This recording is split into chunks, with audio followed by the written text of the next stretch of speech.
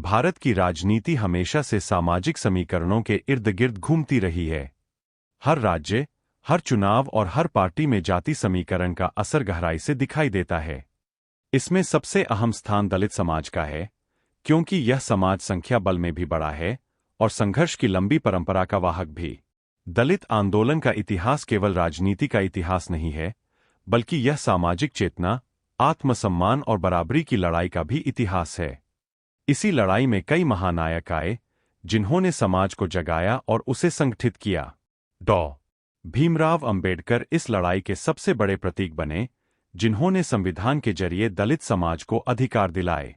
लेकिन अंबेडकर के बाद दलित राजनीति में लंबे समय तक कोई ऐसा नेता नहीं उभर पाया, जिसने पूरे देश को एक मंच पर जोड़ने की कोशिश की हो। उत्तर प्रदेश की राजनीति में 90 के दशक में मायावती का उदय हुआ। बहुजन समाज पार्टी की कमान संभालते हुए मायावती ने पहली बार यह दिखाया कि दलित समाज अपनी राजनीतिक ताकत से सत्ता की कुर्सी तक पहुंच सकता है। कांशीराम की विरासत को आगे बढ़ाते हुए मायावती ने 4 बार उत्तर प्रदेश की मुख्यमंत्री बनकर दलितों के आत्मविश्वास को नई ऊंचाई दी। लेकिन समय के साथ साथ दलित राजनीति में बदलाव आया, समाज के भीतर नई पीढ़ी तैयार हुई, जिसने अपने सवालों को अलग ढंग से उठाना शुरू किया। यही वजह है कि आज के समय में चंद्रशेखर आजाद रावण जैसे युवा नेता सामने आए हैं, जिन्होंने आंदोलन और संघर्ष को अपने तरीके से परिभाषित किया है। चंद्रशेखर रावण सहारनपुर के भीम आर्मी से जुड़े हुए हैं। उन्होंने सड़क से संसद तक दलित समाज की आवाज बुलंद की है।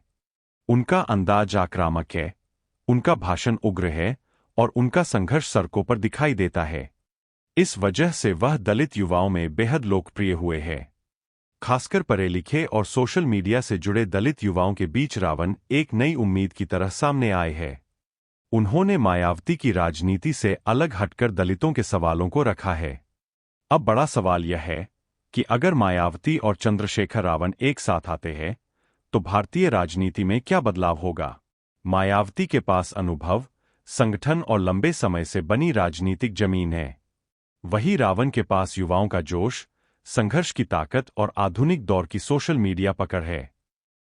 राजनीतिक गलियारों में यह सवाल बार बार उठ रहा है कि अगर यह जोड़ी सचमुच साथ आती है, तो भारतीय राजनीति का नक्शा किस तरह बदल जाएगा। सबसे पहले बात करते हैं जनता की प्रतिक्रिया की।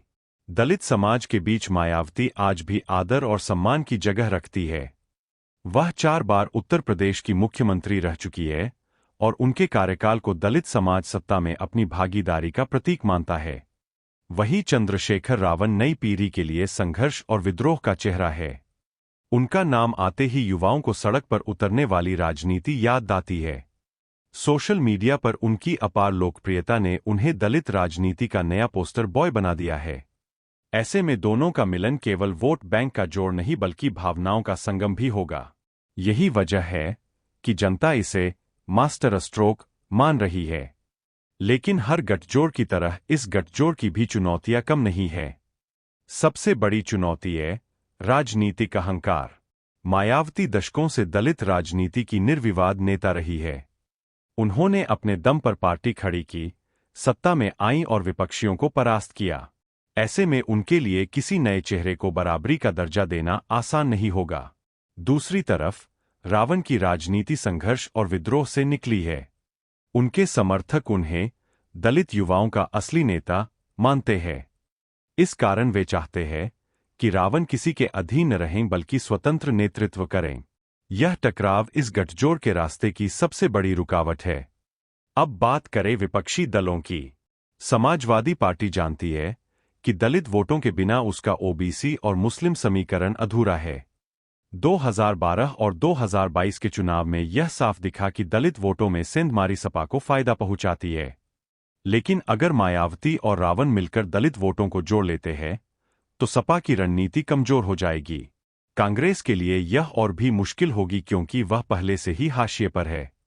कांग्रेस के पास न तो बड़ा वोट बैंक बचा है और न ही दलित समाज का भरोसा। मायावती रावण की जोड़ी कांग्रेस को पूरी तरह अप्रासंगिक कर सकती है। सबसे ज्यादा बेचैनी बीजेपी को होगी। बीजेपी ने लंबे समय से दलितों को अपने पाले में खींचने की कोशिश की है। कई दलित नेताओं को मंत्रिमंडल में जगह देकर, दलितों को लाभार्थी योजनाओं से जोड़कर और हिंदुत्व की छतरी में समेटकर उसने दलित वोट बैंक पर पकड़ बनाने की कोशिश की। 2014 और 2019 के लोकसभा चुनावों में यह रणनीति काफी हद तक सफल भी रही। लेकिन अगर मायावती और रावण का गठजोड़ दलित समाज को एकजुट कर देता है, तो बीजेपी की यह मेहनत बेकार हो सकती है। गठजोड़ के सामाजिक असर की बात करें तो यह दलित समाज में आत्मविश्वास की नई लहर पैदा करेगा।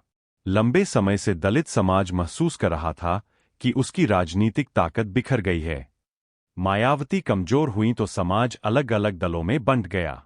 रावण जैसे नेता सामने आए लेकिन उनके पास अनुभव और संसाधन की कमी रही। दोनों का मिलन इस कमजोरी को खत्म करेगा और दलित समाज को एक बार फिर संगठित शक्ति देगा। यही वजह है कि इस गठजोड़ की संभावना ने ही दलित समाज को जोश से भर दिया है। इतिहास गवाह है कि जब भी हाशिए के समाज एकजुट हुए हैं, सत्ता का संतुलन बदल गया है। कांशीराम के दौर में दलित और पिछड़ों का गठजोड़ मंडल राजनीति की नींव बना। मायावती ने दलितों को सीधे सत्ता में हिस्सेदारी दी।